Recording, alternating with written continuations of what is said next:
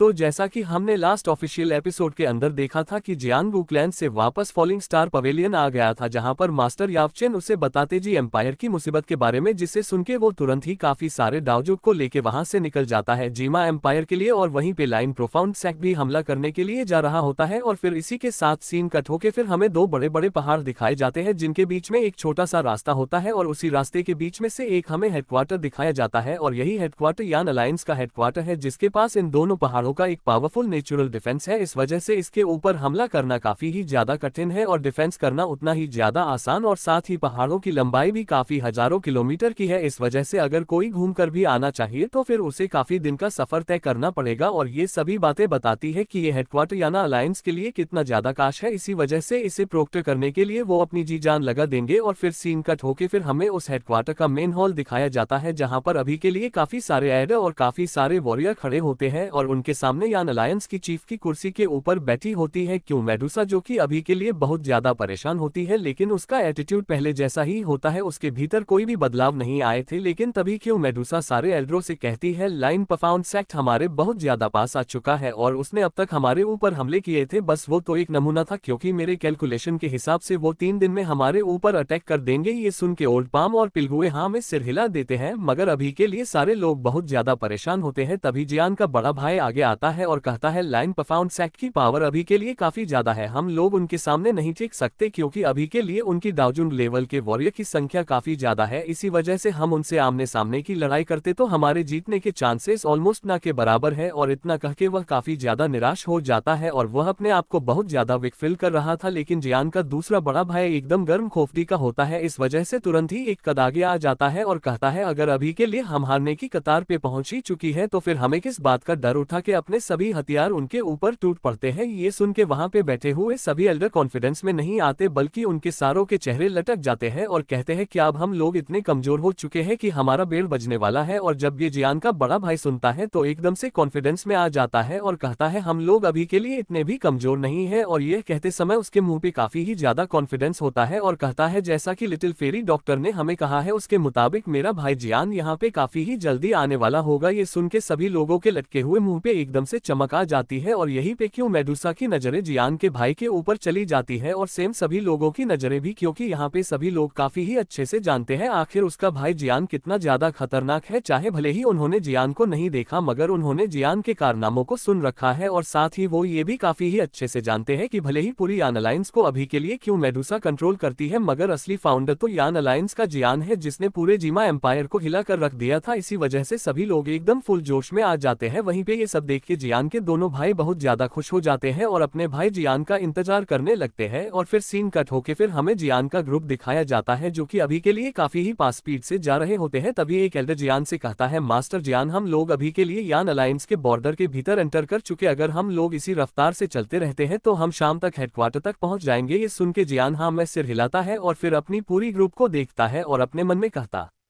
है अभी के लिए मेरे ग्रुप की जो पावर है ये सेंटर प्लेन में तो काफी कम है, लेकिन पूरे नॉर्दर्न रीजन को हिलाने के लिए काफी है, क्योंकि अगर मैं इस पावरफुल ग्रुप के साथ किसी भी जगह पे हमला कर देता हूं तो उस जगह को काफी आसानी से कब्जा सकते हैं। ये सब सोच के जियान के मुंह पे मुस्कान आ जाती है, मगर तभी एल्डर जियान के पास आता है और कहता है मास्टर जियान मैंने अभी के लिए कुछ और भी इन्फॉर्मेशन पता की है, जिसके मुताबिक लाइन परफाउंड सेक्ट और होल ऑफ सोल है उन्होंने कुछ और वॉरियर को भी इकट्ठा किया है, और उनके डाउजुन लेवल की वॉरियर की संख्या 30 है, और यही पे यान अलायंस के पास केवल 6 डाउजुन है। इसी वजह से दोनों की पावर में बहुत ही ज्यादा डिफेंस है। वहीं पे ये सब सुन के जियान सोचने लगता है और अपने मन में कहता है अभी के लिए मैं नॉर्दर्न रीजन के और हॉल ऑफ सोल के वॉरियर को जितना जानता हूं, इसके अकॉर्डिंग उनकी स्ट्रेंथ को मेरे सेंटर प्लेन के डाउजुन लेवल के वॉरियर से कंपेयर की जाए तो मेरे सेंटर प्लेन के थोड़े से ज्यादा पावरफुल होते हैं। भले ही सेम लेवल पर क्यों ना हो, लेकिन फिर भी मुझे थोड़ा सा केयरफुल रहना होगा, क्योंकि होल ऑफ सोल बहुत ही पावरफुल सेक्शन है। इस वजह से वो अपनी हेल्प के लिए वहां पे और भी वॉरियर को खड़ा कर सकता है और हमारी वोट लगा सकता है। लेकिन वहीं पे मेरे यान अलायंस की बात की जाए तो मेरे लिए काफी ज्यादा सरप्राइजिंग है, क्योंकि जब मैंने यान अलायंस को छोड़ा था तब उसके भीतर सबसे ज्यादा स्ट्रोंग क्यों मेडुसा थी, जो कि 5 स्टार डाउजोन पर थी, लेकिन उस बात को बहुत समय हो चुका है। इस वजह से जरूर क्यों मेडुसा डाउजोन पे पहुंच चुकी होगी, क्योंकि उसके पास 7 कलर सोइलिंग पाइथन की ब्लड लाइन है। इस वजह से उसकी कल्टीवेशन की रफ्तार भी काफी ज्यादा फास्ट है, लेकिन अभी के लिए उसके सामने के दुश्मन बहुत ज्यादा पावरफुल है। इस वजह से वो कभी भी अकेले उनको नहीं हरा सकती है। और फिर इसके बाद जियान थोड़ी देर और दिमाग के घोड़े थोड़े दौड़ाता है और फिर कहता है एल्डर क्या अभी के लिए आप बता सकते हैं कि लाइन परफाउंड सैक्ट के पास डाउजन 6 स्टार के ऊपर के कितने वॉरियर हैं, क्योंकि अब जियान काफी अच्छे से जानता है कि डाउजन लेवल के हर एक स्टार के अंदर कितना बड़ा गैप होता है। इस वजह से वॉरियर की संख्या इतने ज्यादा मायने नहीं रखती है, क्योंकि 8 स्टार डाउजन लेवल का वॉरियर 1 स्टार के 10 डाउजन लेवल के वॉरियर को बहुत ही आसानी से हरा सकता है। और फिर एल्डर जियान को बताता है लाइन परफाउंड सैक्ट के पास 6 स्टार के 4 डाउजन है और 4 8 स्टार डाउजन है, लेकिन इसे पक्का नहीं कहा जा सकता है, क्योंकि ऐसा हो सकता है कि वहां पे होल ऑफ सोल और भी बहुत सारे वॉरियर को लाया हो जो कि वहां पे छुपे हो। ये सब सुनने के बाद जियान हाँ में सिर हिलाता है और एल्डर को थैंक यू कहता है और फिर कहता है कि चलो अब सभी अपनी स्पीड को और भी ज्यादा फास्ट कर दो ताकि हम लोग शाम होने से पहले वहां पे पहुंच जाए। और इतना कहते जियान अपना छठवां गियर डालता है और वहां से निकल जाता है। ये देख के एल्डर भी अपना छठवां गियर डालकर जियान के पीछे चले जाते हैं और फिर सीन कट होके वापस यान अलायंस के हेडक्वार्टर के ऊपर आ जाता है, जिसके सामने के आसमान में काफी काले काले बादल आ चुके थे। तभी अचानक से उन्हीं बादलों के बीच में वहां पे एक बड़ा सा पोर्टल खुल जाता है, जिसके भीतर से बहुत सारी बैटलशिप बाहर निकलती है और उन सभी के ऊपर बैठे हुए वॉरियर की संख्या बहुत ज्यादा होती है। और जब ये नजारा हेडक्वार्टर के ऊपर से यान अलायंस के वॉरियर देखते हैं तो उनके डर के मारे हाथ पैर कांपने लगते हैं, क्योंकि उन्होंने भले ही यान अलायंस को बड़ा करने के लिए काफी सारी फाइट करी है, मगर अभी तक उन्होंने इतने पावरफुल ग्रुप को अपने सामने नहीं देखा है। लेकिन उन सभी के सामने खड़ी हुई थी क्यों मेडुसा, जो कि अभी के लिए यान अलायंस को लीड कर रही थी, जिसके मुंह पे बिल्कुल भी घबराहट नहीं होती। इतनी पावरफुल ग्रुप को देखने के बाद भी वो एकदम शेरनी की तरह खड़ी हुई होती है। वहीं पे जियान का बड़ा भाई सामने वाले ग्रुप को देखता है तो वो समझ जाता है कि उसके सामने कितना बड़ा खतरा है। इस वजह से वो क्यों मेडुसा से कहता है क्यों मेडुसा, तुम्हें जिस समय ही लगे कि हम इस लड़ाई को नहीं जीत सकते हैं तो तुम तुरंत ही जाओ जाओ को लेके यहाँ से चली जाना, क्योंकि जाओ जाओ हमारे लिए बहुत ज्यादा इंपॉर्टेंट है। इस वजह से हम उसे किसी भी कीमत पे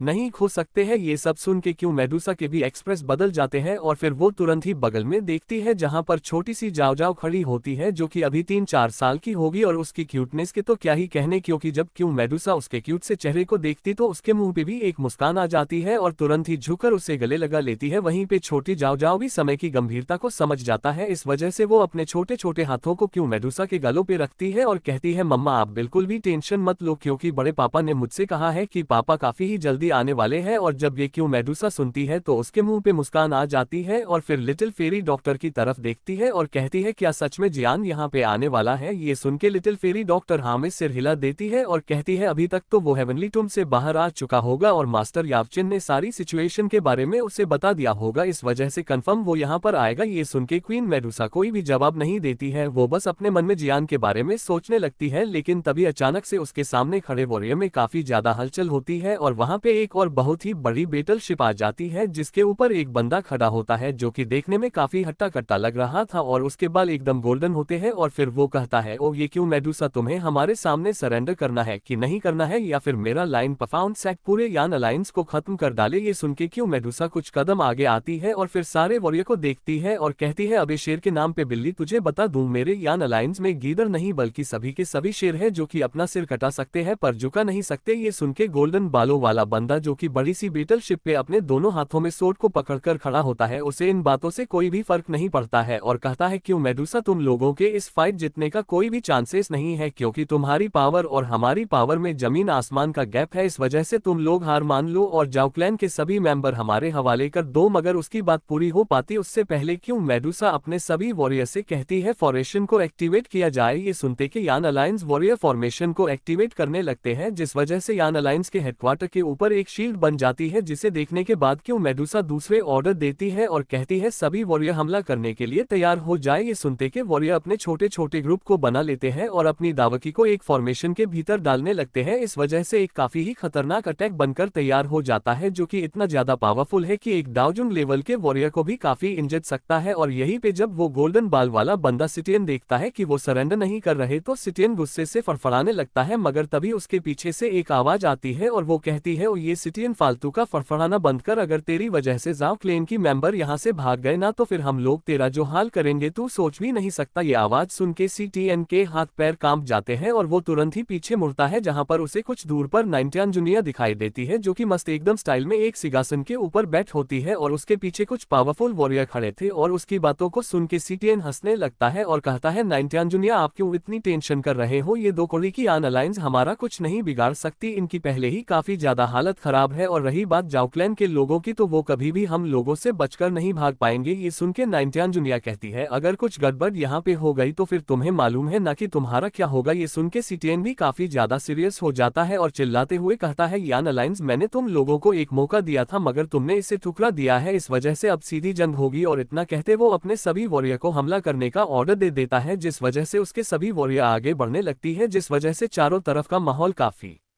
ज्यादा खतरनाक हो जाता है, जिसे देख के हेडक्वार्टर के ऊपर खड़े हुए यान अलायंस के सभी वॉरियर अपने तलवारें बालों को कस के पकड़ लेते हैं और क्यों मेडुसा अटैक करने का ऑर्डर दे देती है, जिस वजह से जिन वॉरियर ने दावकी कंबाइन करके अटैक बनाया वो हमला कर देते हैं, जो सीधा जाके लाइन प्रोफाउंड के वॉरियर से टकराते हैं, जिस वजह से वहां पे लाइन प्रोफाउंड सेक्ट के वॉरियर्स पानी की बूंदों की तरह आसमान से टपकने लगते हैं। और यहीं पे क्यों मेडुसा खड़ी हुई दो ग्रुप्स को देख रही होती है, एक ग्रुप नीचे का और एक ग्रुप ऊपर का, जहाँ पे नीचे वाला ग्रुप बहुत कमजोर था मगर ऊपर आसमान के ग्रुप में दाओजोग और डाओवांग वाले वॉरियर थे, जो कि यान अलायंस के लिए सबसे बड़ी मुसीबत है। तभी वो सभी वॉरियर हेडक्वार्टर के ऊपर हमला कर देते हैं मगर वो हेडक्वार्टर की शील्ड को पार नहीं कर पाते। ये देख के सिटियान बहुत ज्यादा गुस्सा जाता है और कहता है, तोप वाली शिप को आगे लाओ और उसे तोड़ डालो। और उसके इतना कहते एक बड़ी सी तोप वाली शिप आगे आ जाती है और फिर सभी वॉरियर उसके भीतर अपनी दावकी डाल देते हैं और पूरी तरीके से चार्ज होते ही उससे शील्ड के ऊपर हमला कर देते हैं। और जब वो उस शील्ड से टकराता है तो पूरी शील्ड कप जाती है और उस शील्ड में थोड़े से दरारें आ जाती है। और जब ये क्यों मेडुसा देखती है तो कहती है, फॉर्मेशन अटैक को फिर से तैयार करो, जिसका टारगेट दाओवांग और दाओजुग लेवल के वॉरियर होने चाहिए और साथ ही दाओवांग और दाओजुग लेवल के सभी वॉरियर शील्ड को स्ट्रोक करो। और जैसे ही क्यों मेडुसा का ऑर्डर जारी होता है सभी लोग फॉर्मेशन के अटैक बनाते और हमला करने लगते हैं, जो सीधा जाके लान प्रोफाउंड की वॉरियर में लगते हैं, जिस वजह से वो आसमान एक एक करके टपकने लगते हैं। मगर वहीं पे सिटियान को इस चीज से कोई फर्क नहीं पड़ता और वो हंसते हुए कहता है, यान अलायंस को जीतने के लिए इन दाओवांग और बाकी के छोटे मोटे वॉरियर मर भी जाए कोई फर्क नहीं पड़ता, क्योंकि मेरे ग्रुप की असली पावर मेरे दाओजुग लेवल के वॉरियर है। और इतना कहते उसके पीछे एक काफी ही बड़ा पोर्टल खुलता है और उसके भीतर से उसका पावरफुल रूप बाहर निकलता है, जिसमें 30 से भी ज्यादा दाओजुग होते हैं, जिस वजह से वहां का माहौल एकदम खतरनाक हो जाता है। और वो आते ही सभी अपनी दावकी को एक बड़ी सी तोप के अंदर डाल देते हैं, जिस वजह से तोप कुछ सेकंड में पूरी तरीके से चार्ज हो जाती है और सीधा शील्ड के ऊपर एक हमला कर देती है, जो जाके सीधा शील्ड से टकराता है, जिस वजह से काफी ज्यादा एनर्जी बाहर निकलती है और शील्ड इतनी एनर्जी को बर्दाश्त नहीं कर पाती और वो टूट के बिखर जाती है। ये देख के हेडक्वार्टर के ऊपर खड़ी हुए यान अलायंस के सभी मेंबर के तोते उड़ जाते हैं, यहाँ तक कि क्यों मेडुसा के भी एक्सप्रेशन चेंज हो जाते हैं और चिल्लाते हुए कहती है, मैं जानती हूँ अभी के लिए तुम सभी काफी ज्यादा डरे हुए हो, लेकिन अगर हम लोग इस हेडक्वार्टर को हार जाते हैं तो ये हमारे घर और फैमिली तक पहुंच जाएंगे, इस वजह से हमें किसी भी हाल में इनको रोकना होगा। इस वजह से अपने हथियारों को उठाओ और इनके ऊपर टूट पड़ो, बैंड बजा दो। ये सुन के सभी वॉरियर एकदम फुल मोटिवेट हो जाते हैं और वो जोश से चिल्लाते हुए अपने हथियारों को लेके सीधा टूट पड़ते हैं, जहां पर आइस एम्परर हाइबरडोंग अपने आइस ड्रैगनों को निकाल लेते हैं। और ये सब देखते ही सिटियान भी अपने वॉरियर से अटैक करने के कह देता है, इस वजह से उसके वॉरियर भी टूट पड़ते हैं और उन दोनों ग्रुप के बीच में दमादम फाइट चालू हो जाती है, जहां पर आइस एम्परर एकदम फुल आतंक मचा रहे थे, वहीं पे सैंड एम्परर भी काफी सारे वॉरियर को बजाने में लगे थे। ये सब देख के क्यों मेडुसा भी अपने चाबुक को उठाती है और अपनी तरफ बढ़ रहे वॉरियर को एक ही चाबुक में ढेर कर देती है और फिर लिटिल फेरी डॉक्टर से कहती है, अब सिचुएशन काफी खराब हो चुकी है, तुम जाओ जाओ को यहाँ से लेके जाओ। और इतना कहते जाओ जाओ को लिटिल फेरी डॉक्टर को दे देती है और फिर तुरंत ही वहां से आसमान में पहुंच जाती है और अपने चाबुक से सीधा सिटियान के ऊपर हमला कर देती है। मगर सिटियान काफी ही आसानी से क्यों मेडुसा के चाबुक को डुच कर देता है और तुरंत ही अपनी सोर्ड से क्यों मेडुसा के ऊपर स्लैश अटैक कर देता है। मगर क्यों मेडुसा अपनी स्पीड से बहुत आसानी से स्लैश अटैक को डोच कर लेती है और जाके सिटियान के ऊपर हमला कर देती है और उनके बीच में दमादम फाइट चालू हो जाती है और ऐसा माहौल पूरे आसमान का होता है